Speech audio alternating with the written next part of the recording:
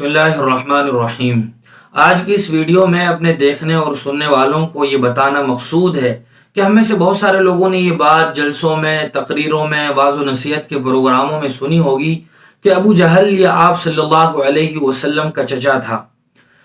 حالانکہ یہ بات یاد رکھنی چاہیے کہ ابو جہل یہ آپ صلی اللہ علیہ وسلم کا چچا نہیں تھا، بلکہ یہ آپ کے خاندان سے بھی نہیں تھا۔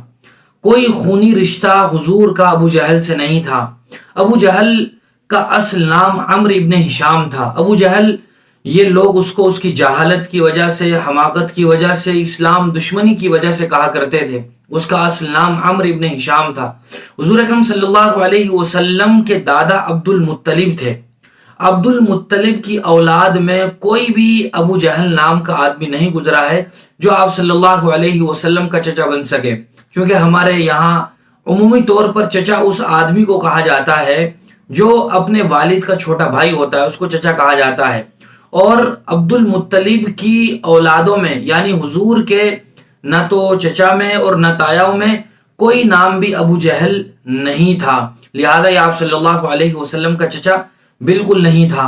اور حضور اکرم صلی اللہ علیہ وسلم کا تعلق جس خاندان سے تھا، حضور کے والد عبداللہ اور عبداللہ کے والد عبد المطلب تھے، یہ گویا عبد مناف کا خاندان کہلاتا تھا۔ اور ابو جہل یہ مخزومی قبیلے اور خاندان سے تعلق رکھتا تھا، لہذا ابو جہل کے بارے میں ہمیں اپنا یہ کانسیپٹ بالکل کلیئر کر لینا چاہیے کہ ابو جہل یہ حضور اکرم صلی اللہ علیہ وسلم کا چچا نہیں تھا، بلکہ آپ کے چچا میں ابو طالب ہیں، اسی طرح آپ کے چچا میں عباس ہیں، حضرت حمزہ ہیں اور بہت سے آپ کے چچا ہیں، لیکن ابو جہل آپ کا چچا نہیں تھا۔